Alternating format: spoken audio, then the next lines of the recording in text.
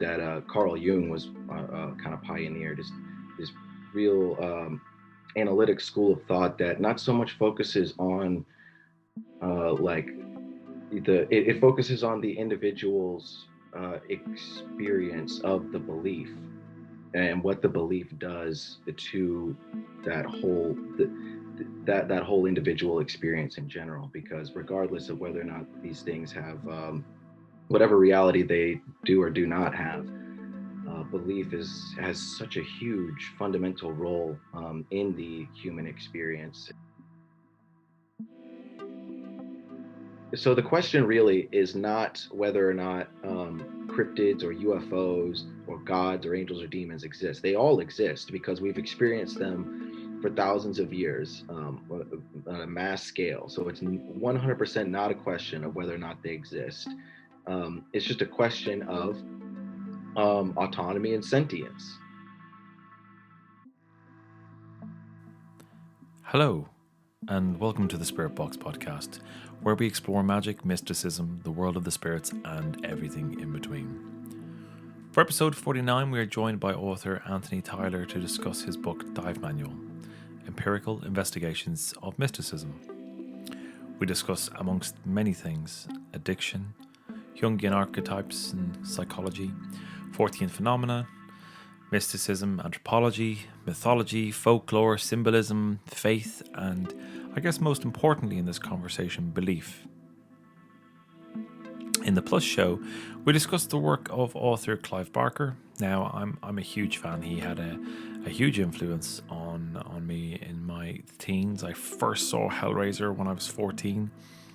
Really too young to watch it. And anyway, I really got a lot from the film. It felt, I guess, forbidden and dark and sensuous and terrifying all at once. And I didn't really understand its themes, but it resonated with me, I guess, on a primal level of some description. But anyway, we go over Anthony's thinking on the film and indeed Barker's broader work and what it means about facing the shadow. If you want to hear the Plus show, then sign up to the Patreon and you'll get the Plus show along with a host of other benefits. To that end, if you like the Spirit Box and want to help support it, then there are a number of ways you can do so. There's Patreon, as we just discussed, and you can always hit the PayPal link that's on every YouTube video in my link tree. Anyway, I'm always interested in hearing about your experiences with the other, from hauntings to shadow people. So if you have a story to tell and feel comfortable telling it, then reach out to me. I really want to hear your experiences. Okay, let's get on with the show and let's hear from Anthony.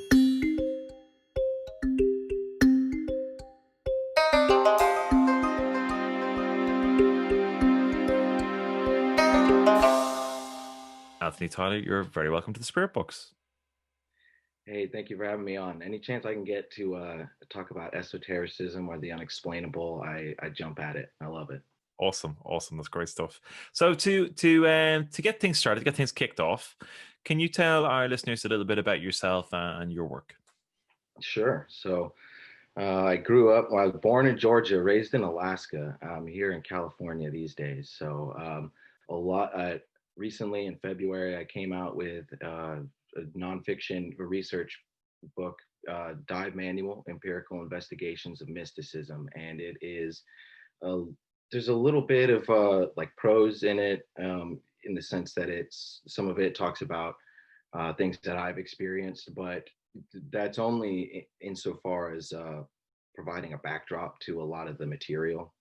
And without sounding pretentious or anything, it's a bit of like a meta narrative. There's it's kind of fourth wall breaking type stuff. I tried to make it pretty unconventional, and I've gotten good feedback about the flow of it and not only the narrative but the information as well. And it just covers, I guess you could say, like esotericism in the 21st century. As much as I could cover something like that. I mean, certainly you're gonna have to leave some stuff out, but in terms of mysticism, what things we call either the mystical or the religious or like the magical experience, the different how that plays in evolutionary roles. Let me put it like this: the a large focus of the book. I guess you could say like the central running theme. And the running theme in all of my research, really, whether it deals with cryptids or UFOs or alchemy and esotericism, it's all that these things have practical evolutionary value in the sense that how we relate to them. I'm very much an existentialist. I think that when dealing with any of this stuff, the first and foremost control method or point of analysis would be the individual experience, because that's really the only common denominator we have with things like the unexplainable, because for me, some people might squabble about these details, but and while I wouldn't consider myself like exclusively a chaos magician, a lot of people, you could definitely say that that has a lot of influence on me. So I tend to look at things like the paranormal and unexplainable, even UFOs, as very much in the same umbrella as all this esotericism and philosophy. So it's a lot of my work there. I try to ground this stuff in. I do understand that the point of the work is not to demystify this stuff so much, but to provide a groundwork for it, because I'm not like a materialist atheist, but I'm also not into dogma at all. And I'm also really not into New Age either. So I think that there's a lot of tropes out there and a lot of limited hangouts, a term that people like to say. So I think that the field of esotericism, there are people out there that are trying to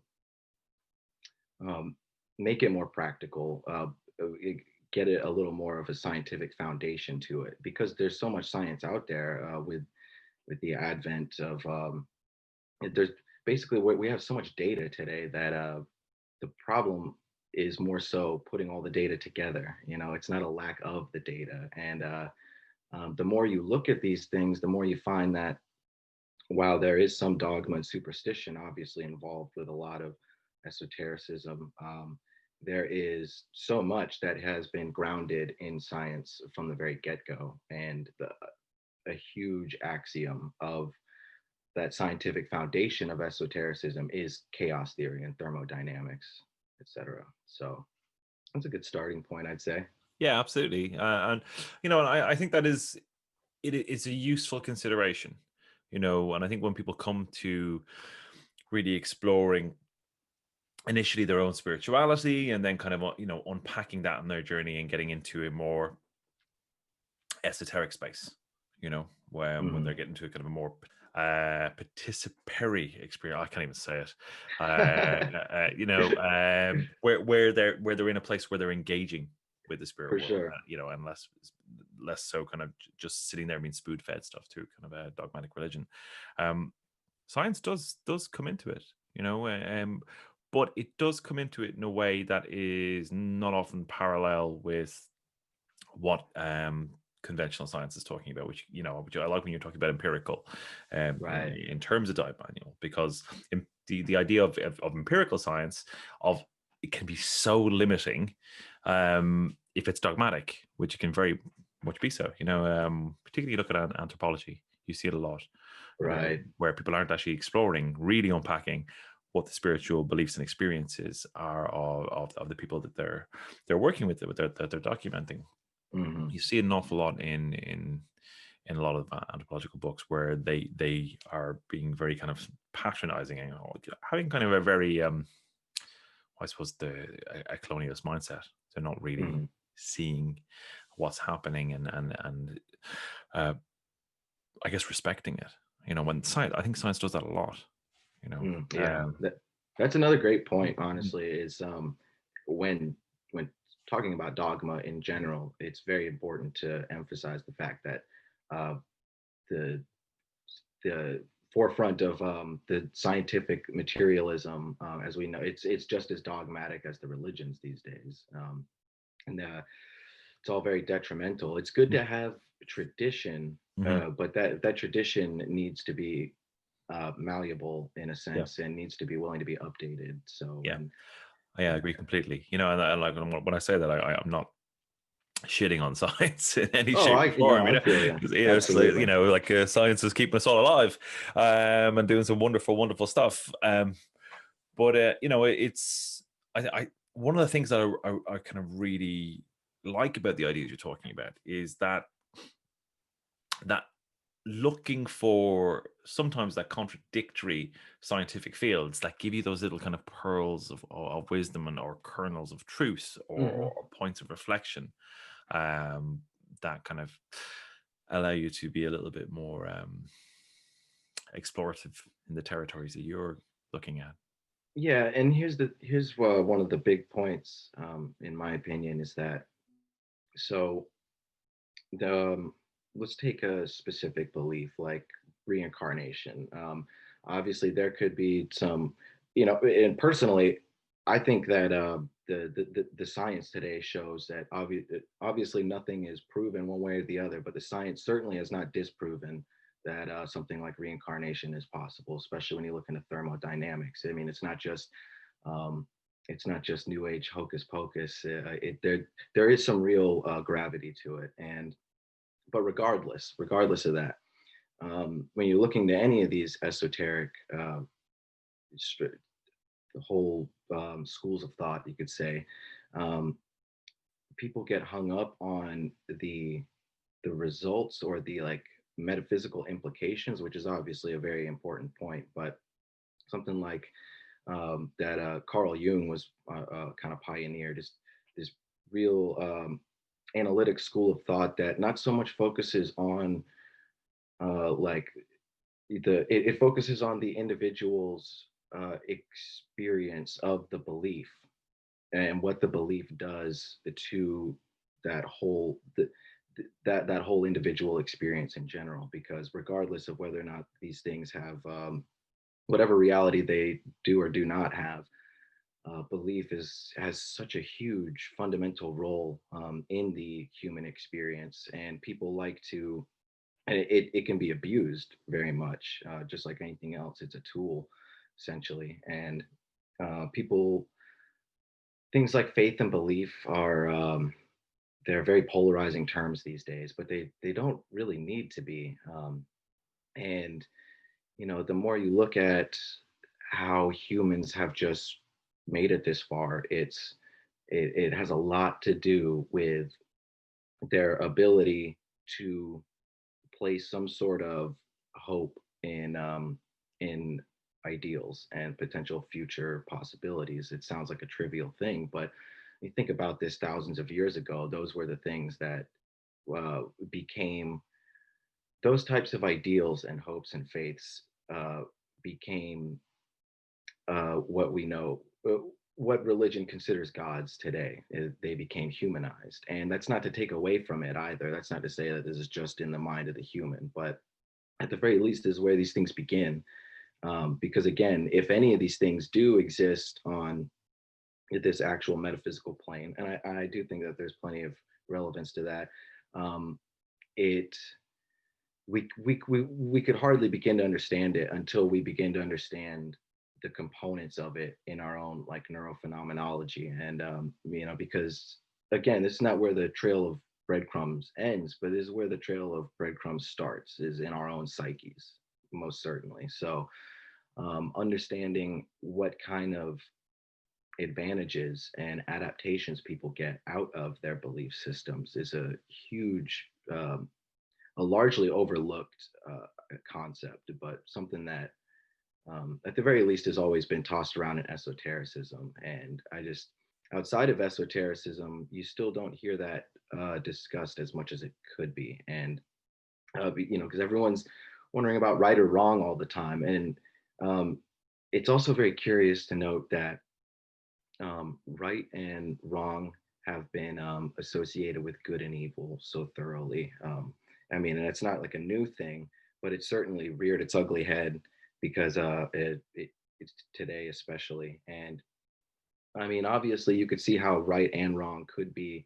Um, there's there's some overlap, but to consider yourself to be incorrect as some sort of equivalent to evil and vice versa, it's extremely detrimental. And I think that those are one of the many disservices that dogma has done for us. Okay. Um, so one thing I wanted to ask you but well, I have two questions about the book. Hmm. So the first question is the name Dive Manual. What inspired that? And the second question is what was the triggering experience that that started you on the path where you wanted to put your thoughts down and collate them and into the book. Well, dive manual, essentially, um, there's a lot of running allegories and metaphors that people have found and clung to throughout the thousands and thousands of years now. Who knows, really? It could go back way further than any of us understand. But these, um, um, I just, there's there's a I don't know who said it first, but the classic old saying that sometimes you just have to like let yourself slip. You gotta dive in Mm. order to really get your wits about you. When something seems like it's falling apart, sometimes you got to scrap it and start over. And that's kind of what my experience was for me. And you could find uh, like Joe Campbell talks about it with the hero of the thousand faces, and the obviously that comes from a very Jungian mindset, and just this whole hero's journey. We all have to kind of come to this crossroads where certain parts of us are, and it doesn't happen just once, but usually like a coming of age type thing is a very big crux of it, where certain parts of us have to die, and you have to, if you don't take steps to kind of like decide and foster in the way that like a farmer does with his crops what is going to grow after those things die, then you might not have much left. And so there's a certain amount of urgency to it, you could say. And it's kind of the metaphor of the dive really fit that for me. And was something that I clung to a lot. I thought more and more in my own personal experiences, and and it's really a dive like the vastness of the ocean. You find that not just in esotericism, but a lot in classical literature. It's one of like the strongest running motifs we have in Western society and culture. This idea that the ocean and also space now more than ever, but certainly the ocean historically is this metaphor for the unknown and a lot of danger, but also um, the treasures and riches that could come with um, going on those journeys and things. So in the dive, you really have to submerge yourself. You have to commit to these things because it's not easy. And in terms of my own personal inspirations, everyone's got their issues growing up.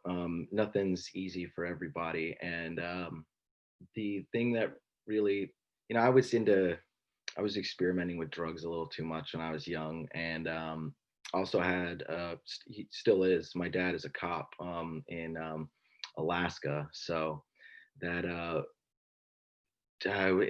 because of that, it seems like there's the old saying about cops' kids and preachers' kids. Like they're either very straight laced or very rebellious, and I kind of turned out to be the rebellious type. And me and my dad are on real good terms now, but so that started things off. Um, I was already had a chip on my shoulder. I'm the kid that loved punk rock and metal and horror movies and things. And then honestly, when I actually ended up going to military school, which is something that's briefly touched on in the book. And when I was like 17, and there I'm really not a military person, although I have my respect for it. Not so much for the military industrial complex, but certainly for the people serving. And in any case, in the military, because I'm not gung ho about it, and this was a military school that was run by the National Guard, so it was pretty in depth. And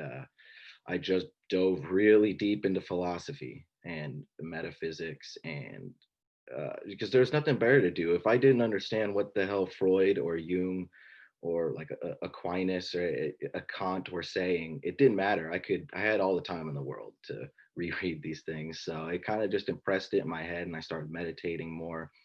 And I got out of military school and ended up meeting this girl, just kind of like boy meets girl thing. And the point of that being um, that really stirred some things in me after that was over. I think pretty much anybody, any human can relate to this, where once something ends like that, especially for the first time when you're young, you're left with it's not even so much like I mean, sure, there's like a depression of wishing you could be with that person again for a while, but beyond that, once that dust kind of settles, oftentimes you'll notice that there's just, I don't know, it left you, it kind of uncovered some new ideals for you, some psychological ideals that you weren't sure you had. And now that that person is gone, and they helped you uncover those ideals initially, you do not know how to connect with those ideals in a way that is practical and personal, very personal. And that's a very common metaphor, or allegory, and that's something that you can really find, and something that I bring into explanation in the book is how this concept of love and ideals is found in Dante's Divine Comedy, with him, going through purgatory and hell and heaven, at the call of Virgil guides him through the first two, but it's all at the call of Beatrice. And also, you could find this kind of love allegory with ideals and metaphysics and Faust and different things. So it's for me, that was also very cathartic for me. It's not like I consider myself legendary like Dante or Faust, but I think it's very human to and cathartic, and that's what these stories are there for. That's what symbolism and mythology, all these things are there for, is so that we can kind of retrace our own psychological steps throughout history and see how that we are. It's very cathartic to see that like you're not alone, and that humans have experienced these kinds of sentiments since humans have really been around, mostly. So um, and then that just kind of opens like a whole cornucopia once you understand that there's some sort of intrinsic individual like psychological value in mythology and folklore and religion in the analytic like Jungian psychological sense. Then you really you know that's that's just the beginning. You find so many doors that you can open from there. And that's what led to me writing the book, is because I had so much information floating around in my head because this was my own individual journey. I've always been a writer, so I just had to write it down to kind of get it out of my own head. And then at that point, if I had gone through all that time to write it, I might as well go, take the extra steps to edit it, polish it up a bit, and just send it out there. So, I mean, sure, I do have it for sale so that I can, because there's a little bit of a printing cost that has to be covered and stuff, and I want it to be in print. But I mean, it's really not much money. It's like $10. Not trying to. I don't have any like huge PR. I don't have any PR. I'm not.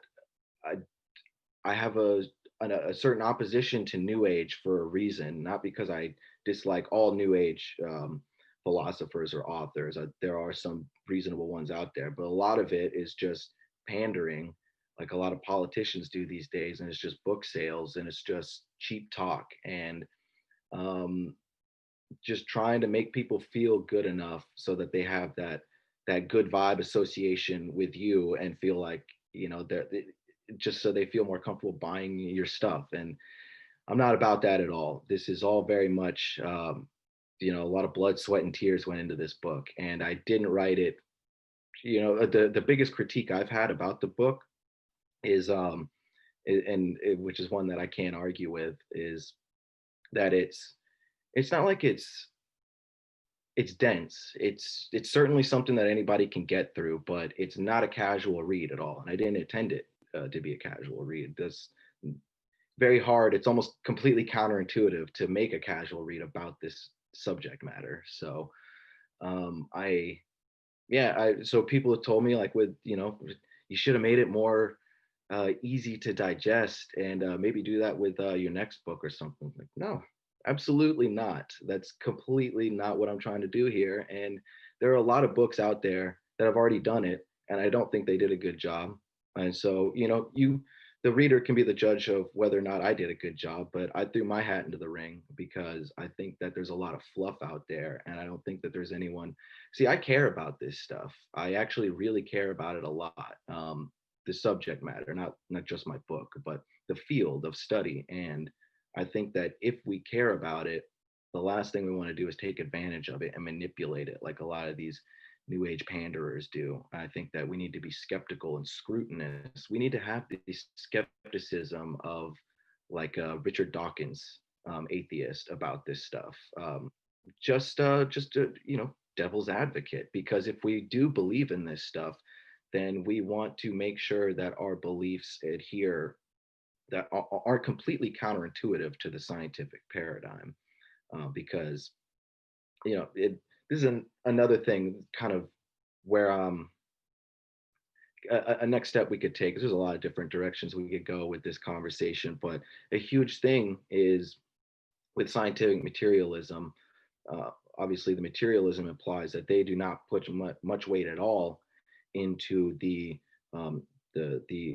imaginative experience, the whole individual life. They see it as this sort of um, this natural process of like when a human brain is pressed up against the environment, it creates this friction, kind of like heat, and it's just a mere byproduct. And sure, that there is some truth to that. That's a fun metaphor, but what that implies is that whatever's going on inside the mind is purely just a byproduct of whatever is seeping through from the environment, and it's clearly a load of BS. And the what you find if you're not, I mean, I hate to be crass, but if you're not brainwashed by the scientific materialist outlook, then it becomes very clear from an empirical outlook very quickly, um, that the psyche is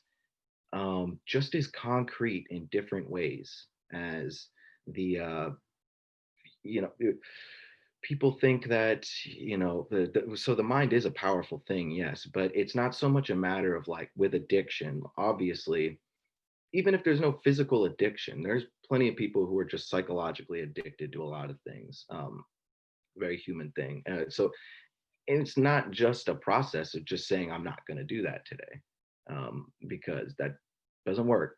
It doesn't work. People have been trying to do that for a long time. That's what a lot of rehabs do. It doesn't work. You can't just stop.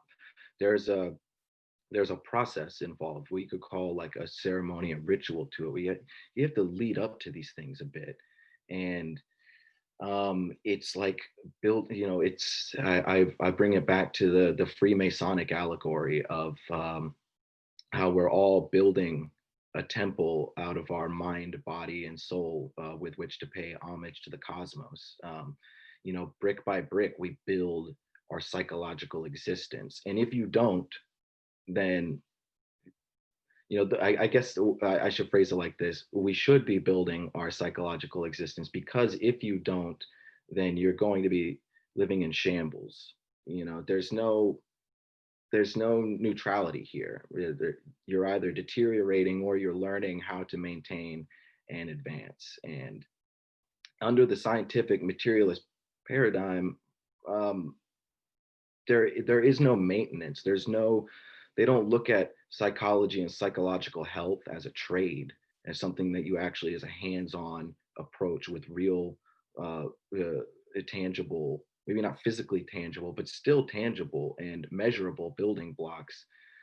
They just see it as something that you can medicate and that it's going to go away, among other false outlooks. These things are not working, and it's how we've gotten. It's one of the reasons we've gotten in.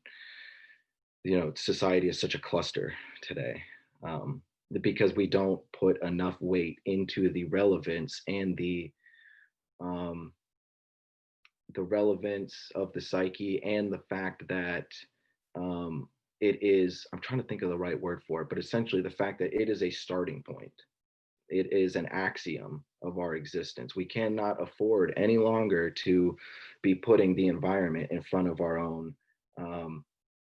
front of our own psychological health, because that's this whole, you see that, like, it's yeah, our lack of psychological health today, not just in the West but globally, is very evident, and it's because of these kinds of things.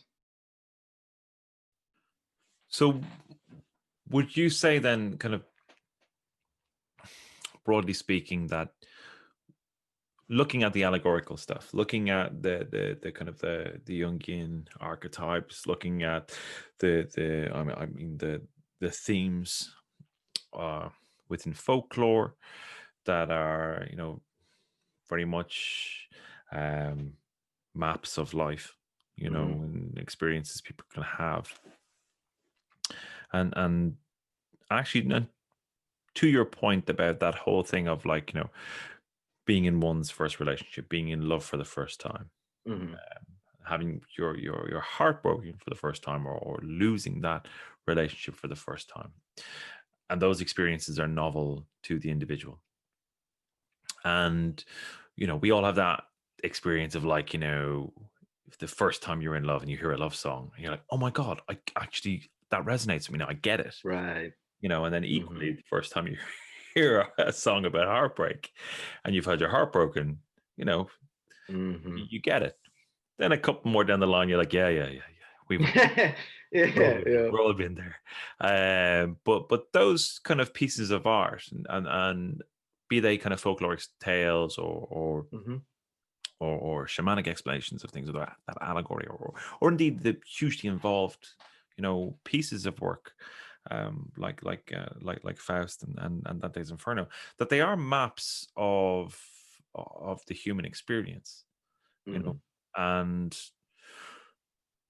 and it feels to me what you're talking about is, like, the map is not just physical, it's not just empirical. There are multiple layers to it, and if we don't observe those layers and we don't engage with those layers and respect them, we're missing a huge amount of the human experience and what we can bring back.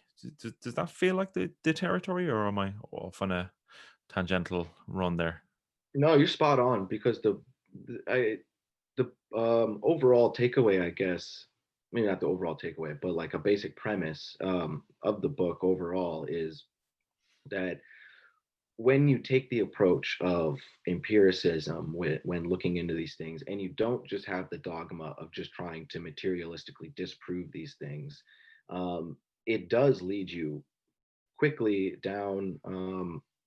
It leads to this multiplicity of the layers of the onion, because it brings you into the psyche very quickly, and you realize that, again, it's not just like pure wish fulfillment, like Freud said. It's a whole conversation about, the way that we process. Like, here's a good way to, wrap the uh, any listeners' heads around it more. In a way, the very literally, the people you have in your life, your friends and family, and even your enemies, these people, the not it's not the only reason they're in your life, but a large part of it is because of something that they allow you to project from your own psyche, something that helps you understand them in a deeper way. And in many ways, that these people, again, this isn't the only reason, because it's not a solipsism here where you're the only person existing in the world, but in many ways, these people in your life help you understand aspects of yourself much deeper, obviously, and like in uh, very literal ways. And we're all living our own kind of personal mythology. And it's so, like, Jung talked about, like, the anima and the animus, and how each one of us kind of has this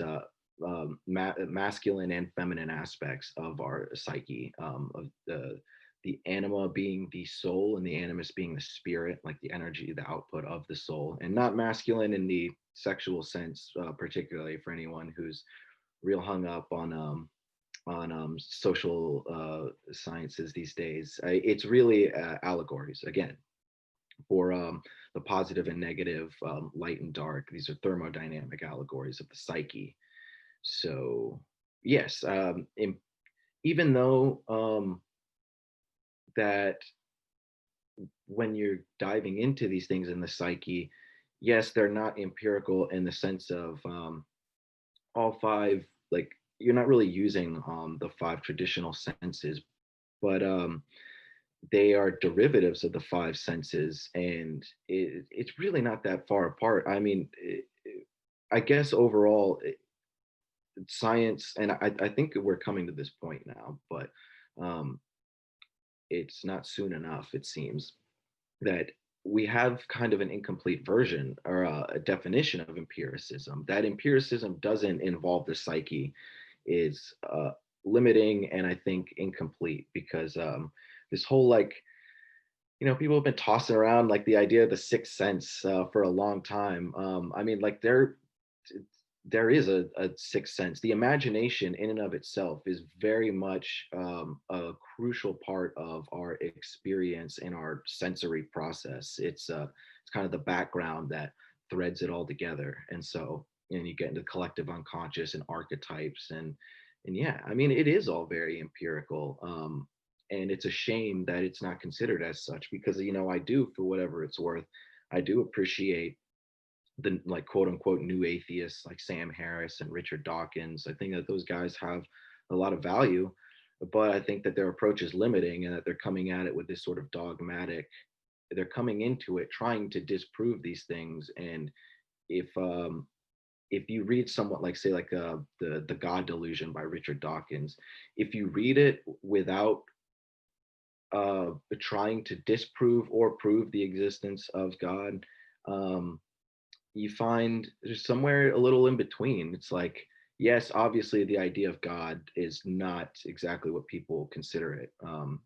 It's not this man in the sky, but when he tries to go into people's beliefs and adaptations around these things and how the idea of God has, regardless of the reality of it, how it's actually helped humans adapt over time and maladapt, because the idea of like these symbols being viruses, like memes, is good and bad because viruses actually, it's a touchy subject these days, but viruses actually can be positive things. They can contribute to the adaptational process. So in any case, yes, these things, they have a lot more value than someone like Dawkins would say. And I think even reading Dawkins' own work, you can find that evidence. So I don't know, just food for thought.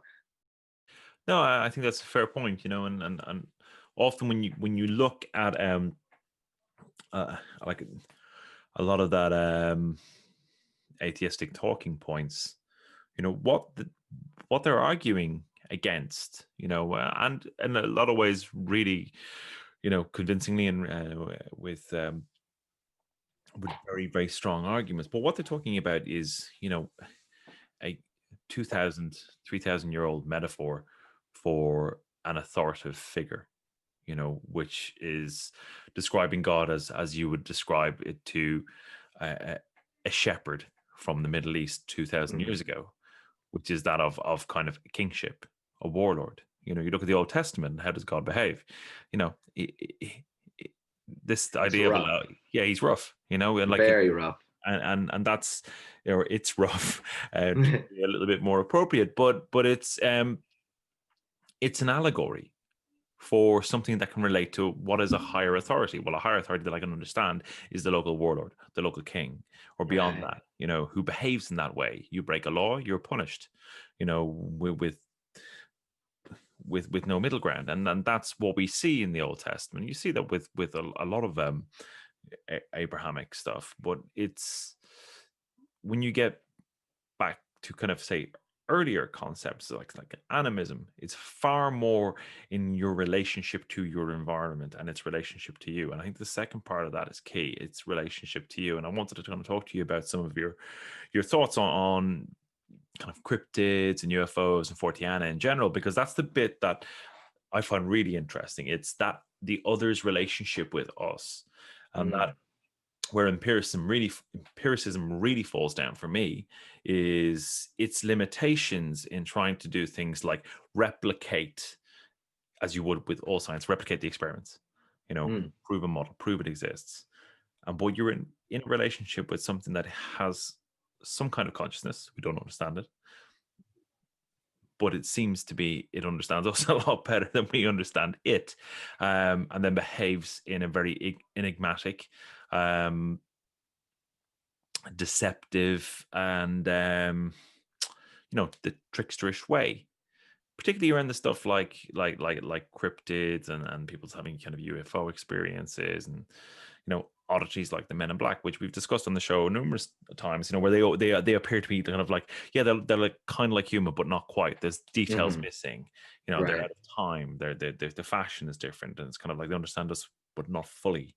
There's no nuanced understanding of us. And like down to kind of people experiencing, I mean, again, things like UFO encounters. The Barney and Betty Hill famously described the same experience completely differently. What they saw during that experience was worlds apart. They weren't aligned. Hmm. That completely falls down with empiricism. Yet they clearly experience something. You know. Right. You know. Right. Um, and that's where we come up against that barrier where it's like, yeah, it doesn't stand up to that scrutiny, but it's also the scrutiny is lacking when it comes into this territory. The tools Yeah. are limited. Yeah. So everything that we've just talked about so far in the conversation, even though we haven't really brought up like fortean phenomena or cryptids or UFOs much, it all wholeheartedly completely applies. Just so a listener can get their bearing, because that's not brought up often enough, I feel like. And again, as I said before, having influence in things like chaos magic, which is essentially metaphysics with a really, really overt, like hard lean into modern science and thermodynamics and chaos theory. It's not like chaos magic, like trying to create chaos. Some people haphazardly think, and it's a serious misnomer. But in any case, so I think obviously people like John Keel and Jacques Vallée have done a really huge service to this idea of kind of carrying over the Jungian sentiment of individual experience first. This is the core root of whatever, because whether you're talking about a person's experience with a god or an angel or a demon or a person sighting a UFO, it all comes down to the only control method that we can ever find recurring through these things, like tangible control method, is the individual brain, essentially. And so, it, and Manly P. Hall, the 33rd degree Freemason, also had quite a bit to say about this. I like to bring up kind of my four favorite sources: Jacques Vallée, John Keel, Manly Hall, and Carl Jung, because they were all, with a little bit of overlap, they were all around the same time period and kind of feeding off of each other and reading each other's stuff.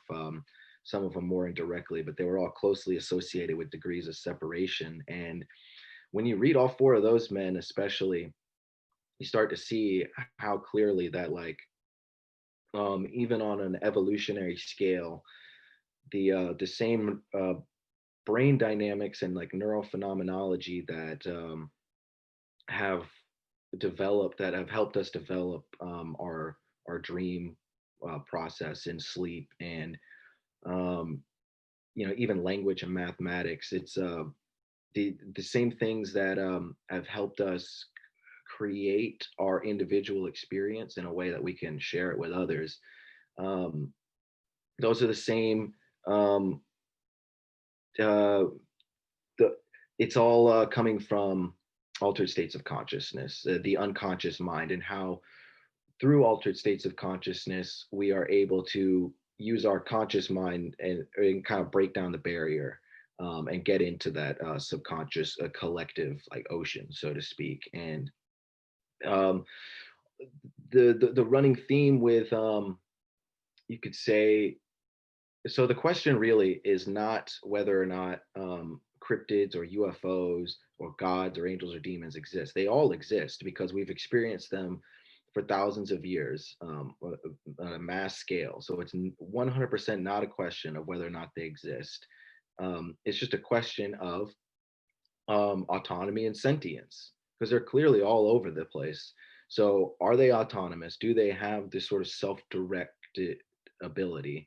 And the answer is yes, if you look into it enough. They definitely have some sort of self-direction to them, but sentience, um, the jury's out. The jury's not out yet, and I think that's probably a little bit of both. I think that some of these things probably come far more from the unconscious mind and some sort of Jungian projection process from the psyche, and it's some sort of very vivid, beyond hallucination. I think there is metaphysics involved, but for lack of a better term, it's some sort of projection or some puppeteering event. But I don't think that that's where it ends. I think that there are things that actually are sentient, and it's kind of on a case by case basis. And you know, overall, though, I think I think it was Valet who used this specific explanation, but it seems that the human brain has evolved to kind of complete this circuit in a way that brings certain phenomena into existence. And we have this Jungian projection process where symbols from our inner collective, uh, our inner unconscious experience, which is connected to the collective, seems to project itself outward. Where when we do not have a way to interpret these things, something that we see or something that we experience, the brain, they've shown this in a variety of ways, the brain will just grab the most readily available patterns that it has access to. So that this is a very clear part of the human experience and the how we interpret new data, and things that we don't understand. And it would appear that in this process, oftentimes, at least sometimes, something in this circuit completion, like I said, something is allowed to kind of hijack and puppeteer and insert themselves into this experience, which is why I think we see the malleability of descriptions in sightings. Like, I've seen UFOs myself out in Alaska. So I'm not a skeptic when it comes to do they or do they not exist, but you do have to look into certain things. Like, I don't have all the exact dates in my head or anything, but I know at the beginning of the UFO phenomena, no, I believe in like the 40s was when it was really taking off. The Well, first off, the sighting that kicked it off was, the classic cigar shape, and then they ended up rolling with it in the headlines, calling it a saucer instead, because of the way it moved. It said it was like saucer-like, but it didn't actually wasn't actually shaped like a saucer. And then you see um, the kind of collective consensus, the agreement on what a UFO looks like, and then that's put into movies and things, and then everyone starts to see them everywhere. So clearly, very obviously, there is a malleability involved with this, and you could see this when looking into, this is like the mystical quality of it, where there seems to be strong recurring core tenets, but the manifestation very much is contingent on this sort of collective consensus of reality. That definitely seems to be part of it. It really does, and you can see that also kind of in the appearance of the entities within, like Mhm. back in in the 40s, as you're describing, when people had those kind of encounters of the third kind, where they're kind of face to face with these entities, they look human. They said we come from relatively close places, famously, Venus and what have you. And they've got further and further away as time's progressed. Mhm. They've become more and more alien to we get the Mhm. quintessential gray and all that kind of stuff, but they get further and further away. You know, um, that's that kind of trickster element, isn't it? It's just constantly kind of like it's just hiding behind a further veil. One veil lifts, another one's behind it. It's that kind of Absolutely. it's always like that. And you go back into the 1800s, and you've got the whole kind of the airship phenomenon. Which is a Mhm. technology that people could broadly understand, even though it wasn't a very kind of developed thing at all. But there's loads of these incidents of airships, looking vaguely like plausible technology of the time. I mean, of course, Mhm. obviously more advanced, but those things existed. Nobody reports seeing airships anymore. Right. It's that stuff changes all the time.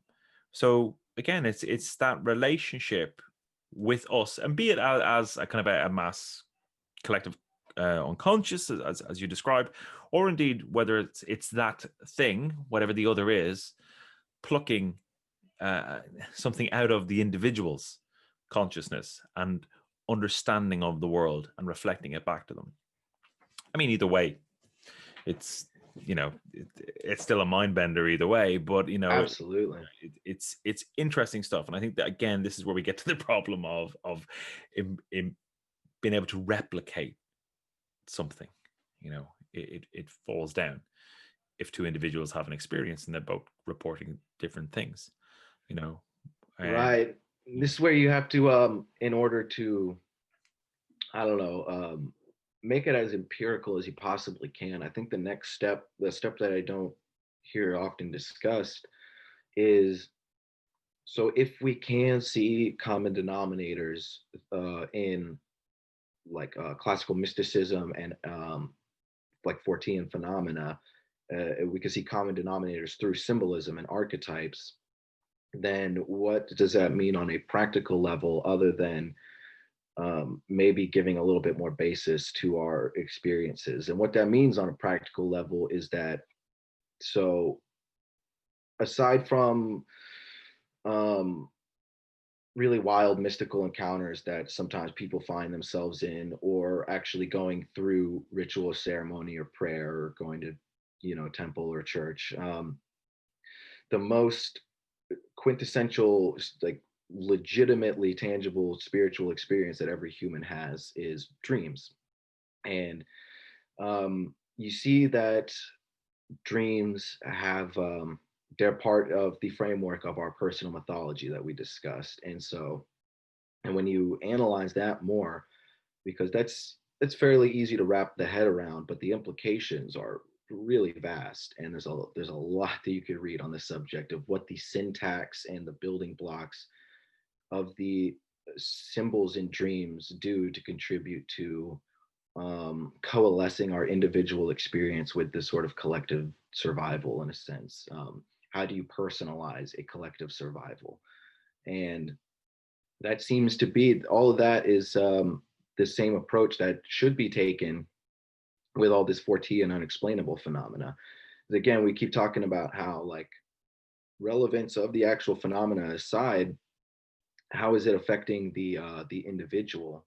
And by learning how it affects the individual, we can see, this is sort of like forensics, right? We're studying like the effects of it so that we can try to penetrate deeper into the cause. And there's these trickster elements and things, and um, it seems very clear that in the same way that symbols in dreams create a syntax that has a conveyance of a message that can contribute to your own personal adaptation, or give you, either help you uncover ideals or help you um, further diagnose, problems that you're having. I think that these unexplainable experiences do the same thing. And again, not where the trail of breadcrumbs ends, but I think, let me put it like this. So if there are things piggybacking, and yes, I do think that there is sentience piggybacking on at least some of these things, then it it would appear that whatever biological process we have is um, allowing them, you know it's um, it's it's creating some sort of like I don't know. It's again, regardless of what their motives are, you can see that they are. It's almost like the vampire being let in. The old metaphor of like you can't let the vampire in until you invite it. And through our uh, through like altered states of consciousness in these things, we can subsequently let these things in. So, and I think um, again, looking at the way these things manifest, if they have a malleability to their manifestation and collective consensus in these things, then what might come across as a classical demon to someone might come across as a really malicious gray alien to another person. And I think that there is some, to illustrate this example a bit more, I think that there is overlap between perhaps really intense sleep paralysis encounters and the traditional idea of the alien abduction. And that's not to discredit a person's experience of either one of those, but it just speaks to the malleability, and it speaks to how you should take steps to understand what kind of personal relevance you might be able to find out of how these things present themselves to you.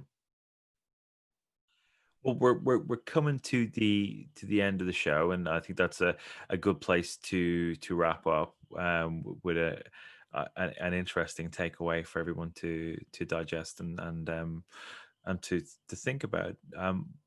With that, with wrapping up, where's the best place for people to find you, and what's next? So I got some small little platforms you can stay in contact with me through.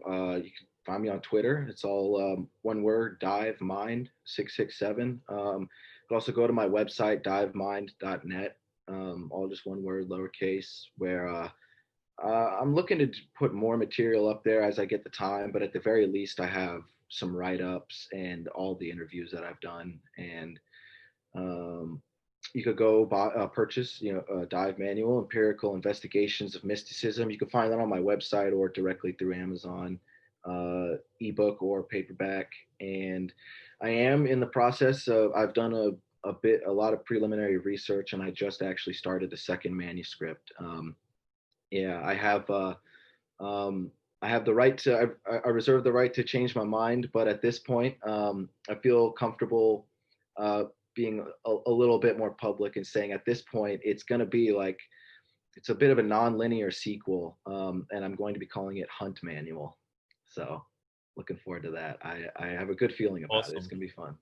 That's And thank you so perfect. much for having me. If you ever want to do this again sometime, let me know. We could talk about a lot more than the book. I got all Yeah. sorts of stuff Awesome. rattling in my brain. Well, it's been a real pleasure to have you, and I really enjoyed the conversation.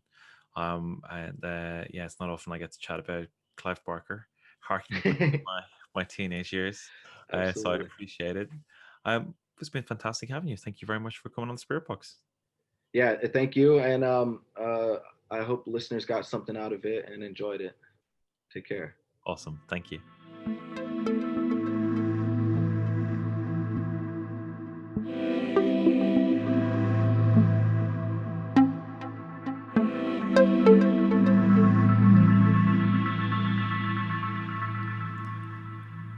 Thank you, Anthony. That was a really intriguing conversation, and I hope you all enjoyed that and got something from it.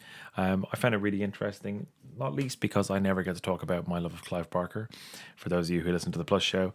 But some really interesting stuff there, and I think I like discussing that idea of that we have to overlay the mystic and profound over the mundane, because we're all of those things. We're not just one part observing the other. We're all of it, and I think that's the big bit from that I took from this conversation, and I hope you got something from it too.